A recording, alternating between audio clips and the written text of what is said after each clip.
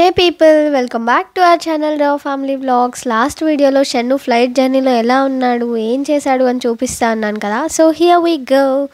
ఇనీషియల్గా అనౌన్స్మెంట్స్ వచ్చేటప్పుడు మాత్రం బయట వ్యూస్ చూపించాను కొంతసేపు, అండ్ అనౌన్స్మెంట్స్ కూడా వినిపించాను. చూడండి ఎలా వింటున్నాడో, క్రేజీగా అసలు. అండ్ లేటర్ ఆన్ ఫ్లై అయ్యేటప్పుడు మాత్రం కొంచెం స్క్రీన్ టైం ప్లాన్ చేసుకున్నాను, ఎందుకంటే సైలెంట్గా కూర్చోవాలి కదా. సో సీట్ బెల్ట్ పెట్టుకొని దానికోసం. అండ్ వాడే ఒక డాగ్ మూవీ సెలెక్ట్ చేసుకొని బుద్ధిమంతుడిలా చక్కగా కూర్చున్నాడు. ఇంకా ఫుడ్ విషయానికి వస్తే నేను అసలు ఫుడ్ స్పెషల్గా ఏం క్యారీ చేయలేదు, ఎందుకంటే వాడికి ఆల్మోస్ట్ అన్నీ అలవాటు చేస్తున్నాను కాబట్టి ఫుడ్తో ప్రాబ్లం ఏం లేదు నాకు. అండ్ చాలామంది పేరెంట్స్ ఈ ఫుడ్ విషయంలోనే చాలా స్ట్రెస్ తీసుకుంటారనమాట. లైక్ నాకైతే ఇప్పుడు London to Hyderabad 9 hours flight journey ఉంది. సో ఈ 9 hoursలోనే మనం వాళ్ళకి అన్నీ పెట్టేసేయాలి, వాళ్ళకి ఎక్కడ ఆకలేస్తుందో అన్నీ ఎక్కువ స్ట్రెస్ తీసుకుంటారనమాట. సో అలా ఏం అవసరం లేదు. షన్ను విషయానికి వస్తే మాత్రం ముందు చక్కగా కొంచెం ఆరెంజ్ జ్యూస్ తాగాడు, అండ్ దాంతోపాటు చిప్స్ కూడా తిన్నాడు. అండ్ తర్వాత ఫ్లైట్ వాళ్ళు మీల్స్ ఇస్తారు కదా, దాంట్లో కొంచెం వెజిటేబుల్స్ టేస్ట్ చేశాడు, బీట్రూట్ అవి ఇస్తే. తర్వాత బన్ తిన్నాడు అండ్ వైట్ రైస్ తిన్నాడు. ఆ తర్వాత యోగర్ట్ తిని ఇంకా మీల్స్ కంప్లీట్ చేసేసాడు అనమాట. సో ఇంకా చాలు వాడు యాక్టివ్గా ఉండడానికి. దాని తర్వాత ఒక 3 hours వరకు ఫుల్ ఆడుకున్నాడు అనమాట. పిల్లలతో జర్నీ ఎప్పుడూ సింపుల్గా ఉండాలి చెప్పాను కదా. సో అలానే చాలామంది ఇనీషియల్గా ఫ్లైట్ జర్నీ అయినా, కార్ ఆర్ ట్రైన్ జర్నీ ఏదైనా సరే వాళ్ళని కొంచెం కంట్రోల్ చేయాలని చూస్తారనమాట. డిసిప్లైన్గా ఉంచాలని, బయట వాళ్ళు ఎవరేమనుకుంటారో అని చెప్పేసి రిస్ట్రిక్ట్ చేస్తూ ఉంటారు. సో అలా మనం రిస్ట్రిక్ట్ చేయడం వల్ల వాళ్ళు క్రాంకీ అయిపోతారు. ఇంకా జర్నీ అంతా మనకి చుక్కలు చూపిస్తూ ఉంటారు. అలాంటి జర్నీ నాకు వద్దనుకున్నాను కాబట్టి ఇనీషియల్గా కొంచెం స్క్రీన్ టైం ఇచ్చి కడుపు నిండా ఫుడ్ పెట్టి బాగా ఆడుకొనిస్తే ఇంకా అలసిపోతాడు, ఇంకా పడుకోబెట్టేయచ్చు. ఇనీషియల్గా జర్నీ స్టార్ట్ చేసినప్పుడు మనకు కూడా ఎనర్జీ బాగానే ఉంటుంది కదా, సో ఆడించవచ్చు. అయినా ఇంకొకళ్ళ జర్నీ డిస్టర్బ్ చేయనంత మటుకు వాళ్ళ స్పేస్లో వాళ్ళని చక్కగా ఆడుకొనిస్తే వాళ్ళు హ్యాపీగా ఉంటారు, మనల్ని కూడా హ్యాపీగా ఉంచుతారు. అండ్ పిల్లలకి జర్నీ అంటే ఎంత డిఫరెంట్ ఎక్స్పీరియన్సెస్, అంటే లైక్ వాడి స్క్రీన్లో ఏమొస్తుందో చూడాలి, నా స్క్రీన్లో ఏమొస్తుందో కూడా చూడాలి, ఫోన్లో ఏం రికార్డ్ అవుతుందో కూడా చూడాలి, విండోలోంచి ఏం కనిపిస్తుందో కూడా చూడాలి.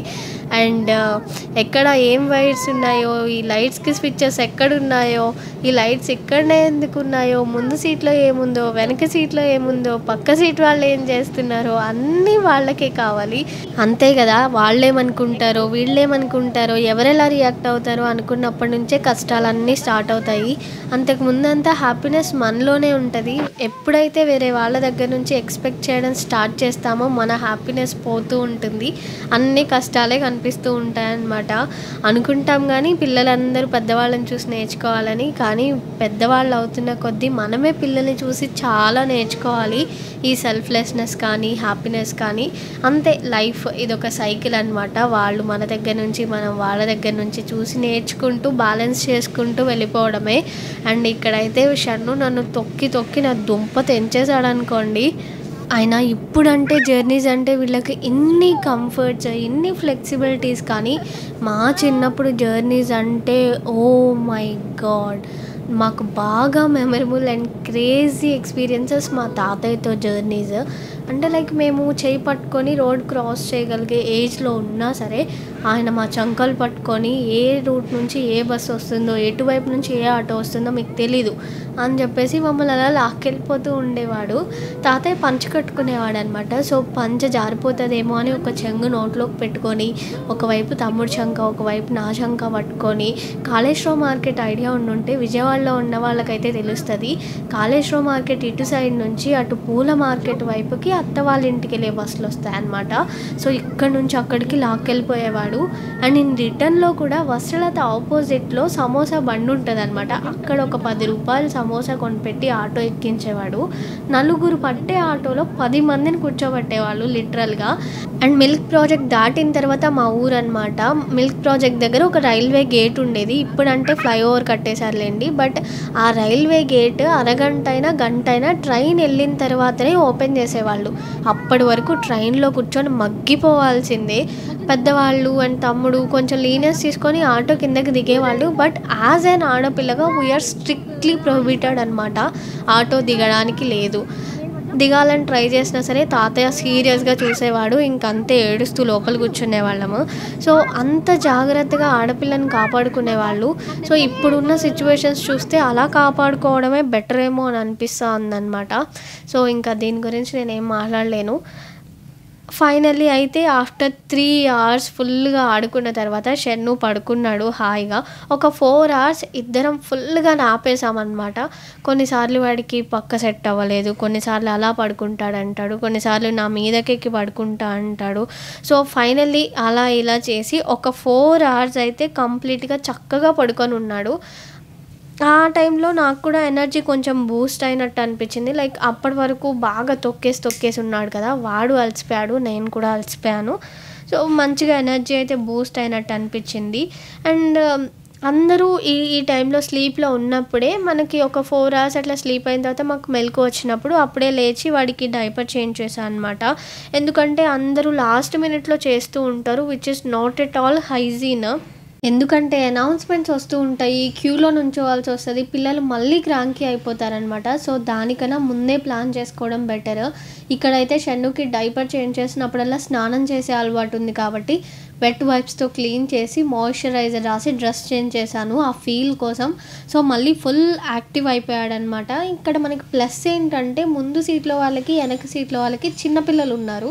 సో వాళ్ళతో చక్కగా ఆడుకున్నాడు. మళ్ళీ ఈలోపు బ్రేక్ఫాస్ట్ వచ్చింది, చక్కగా ఒక బ్రెడ్ తిని కొంచెం మిల్క్ తాగి మళ్ళీ ల్యాండింగ్ అయ్యేలోపు మళ్ళీ నిద్రపోయాడు అనమాట. సో ఆ టైంని నేను అడ్వాంటేజ్గా యూస్ చేసుకొని నేను ఫ్రెష్ అయ్యా అనమాట. లేకపోతే వాళ్ళు యాక్టివ్గా ఉన్నప్పుడు ఇంకొకళ్ళ మీద వదిలేసి వెళ్ళలేము, అండ్ అలా వెళ్ళకూడదు కూడా. ఎందుకంటే వాళ్ళకి పిల్లల్ని హ్యాండిల్ చేసే కెపాసిటీ ఎంత ఉంటుందో మనకు తెలియదు. దానివల్ల మన పిల్లలు అండ్ వాళ్ళు కూడా చాలా ఇన్కన్వీనియంట్గా ఫీల్ అవుతారు. సో దానికన్నా వాళ్ళు పడుకున్న టైంని యూటిలైజ్ చేసుకోవడం అనేది చాలా బెస్ట్ ఆప్షన్. కొంతమంది నేను విన్నాను, కొన్ని ఆర్టికల్స్లో కూడా చదివాను ఏంటంటే పిల్లల్ని కూడా వాష్రూమ్కి వెళ్ళిపోతారు అని చెప్పేసి. కానీ మనం పీ చేసినప్పుడు కానీ పూకలినప్పుడు కానీ ఆ వచ్చే బ్యాక్టీరియాకి పిల్లల్ని ఎక్స్పోజ్ చేయడం ఎంత మటుకు కరెక్టో నాకు అర్థం కాలేదు. సో నాకైతే అది హైజీన్గా అనిపించలేదు అనమాట. అందుకోసం నేనైతే వాడు పడుకున్న టైంలోనే యూటిలైజ్ చేసుకున్నాను. నేను ఇది అందరికీ కూడా పడుకున్న టైంలో యూటిలైజ్ చేసుకోమని అడ్వైస్ చేస్తాను. అన్లెస్ అండ్ అంటిల్ మీరు పక్కన వాళ్ళని అస్సలు బిలీవ్ చేయకపోతే మాత్రం, ఇంకా వేరే ఆప్షన్ లేకపోతే చేసేది ఏది లేదు. వాళ్ళని కూడా వాష్రూమ్కి తీసుకెళ్ళి యూస్ చేసుకోవచ్చు, కానీ ఆప్షన్ ఉంటే మాత్రం చూడండి. అండ్ షన్ను అప్పుడు పడుకున్నవాడు నా బోర్డింగ్ అంతా కంప్లీట్ చేసేసుకొని నేను లగేజ్ కూడా కలెక్ట్ చేసుకునే మటుకు వాడు లేవలేదు. నేను మధ్యలో క్యారీ చేయడం, పడుకున్న వాడిని క్యారీ చేయడం కొంచెం కష్టం ఉంటుంది కదా, ఆ టైంలో లేపడానికి ట్రై చేసినా సరే లేదు, పడుకొనే ఉన్నాడు. చక్కగా లేచాడు, లగేజ్ కూడా కలెక్ట్ చేసుకున్న తర్వాత వచ్చేసాం అన్నాడు అనమాట. మళ్ళీ వీడియో రికార్డ్ చేసేయడానికి చెప్పలేదు. సో ఇదండి షన్నుతో జర్నీ. చాలా కూల్గా హ్యాపీగా ఇలా సాగిందనమాట. ఈ ఎక్స్పీరియన్సెస్ అన్నీ వాడికి మంచి మెమరీలా గుర్తుండాలని ఇలా ఒక సపరేట్ వీడియోలో పోస్ట్ చేశాను. Thank you so much for watching. మీరు కూడా ఎప్పుడైనా పిల్లలతో ఇలా సోలోగా ట్రావెల్ చేసి ఉంటే మీ ఎక్స్పీరియన్సెస్ ఏంటో కామెంట్స్లో మెన్షన్ చేయండి. అండ్ ఇంకొక మంచి మెమరీతో మళ్ళీ మీ ముందుకు వస్తాను. Until then take care, bye, good night.